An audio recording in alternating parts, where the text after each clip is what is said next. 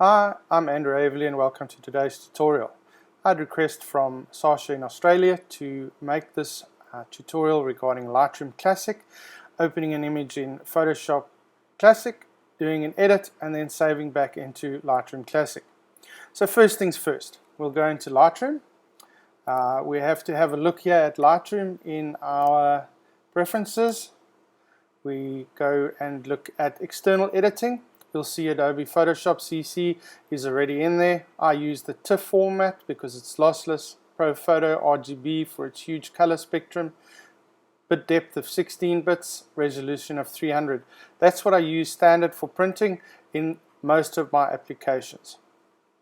Let's close that over there. Let's have a look at this image.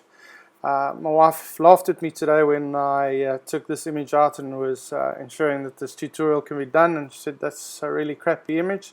But I took this image with a purpose in mind. I didn't just trip the shutter. I was using an in-camera black and white, did the exposure as I wanted, and when I bring it back into Lightroom I have an idea. I use presets often. Here we click on my high key black and white preset.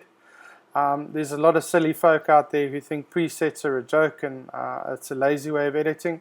But if you're doing a specific range of photos, or if you have something that you like doing often, you can just use the preset as a start to your whole process. So coming back to the image, let's have a look here. I think I want to get rid of that little bush there.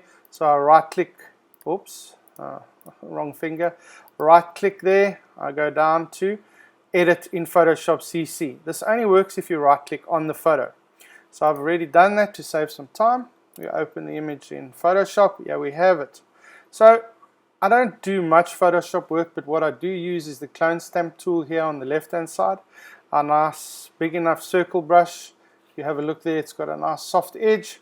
So basically I'll push the Alt button on the area I want to use, click left click on the mouse, and then I come down slowly and I clone out the image section that I don't want. So I'm doing this pretty rough, but there we go, there's still a little bit there. If you just do this slowly, you're not going to damage the edge there that I'm trying to save.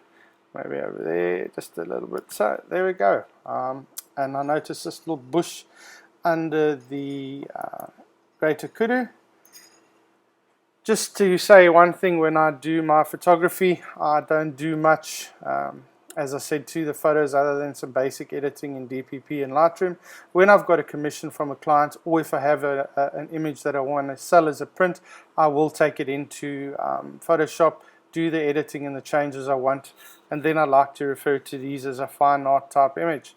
So we all finished this image, really great. All we do is we go Command or Control S, depending whether you're Mac or Windows, and you click Save. Bottom side here, you'll have a look. There we're at 55%. It's just going to save it all the way up to 100%. Let's go back into Lightroom.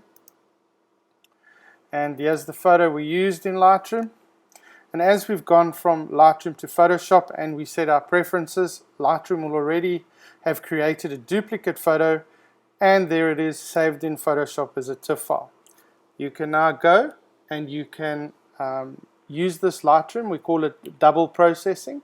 Let me just click here, and maybe I want to just add some shadows to this image. There we go. Just push it up a little bit. Very nice there. I'll go and sharpen this image because I'm going to use it for print. Let's come back up here to where my sharpening is. There we go. I like to use sharpening at 75 as my standard. My radius down to 0.5, and I mask this with the Alt key held down. You can see the masking on the black area is no sharpening, and just the white area is being sharpened. So I want to get a little bit of the bottom and the main parts of the antelope. So if I let that go, there the image is. Now you can export it for print, you can export it for web use, you can do whatever you like with it. I hope you enjoyed this tutorial. Please like, please share, and if you can, click on the little button and the bell underneath to subscribe to my channel and receive all the updates as I'm releasing them. Thank you.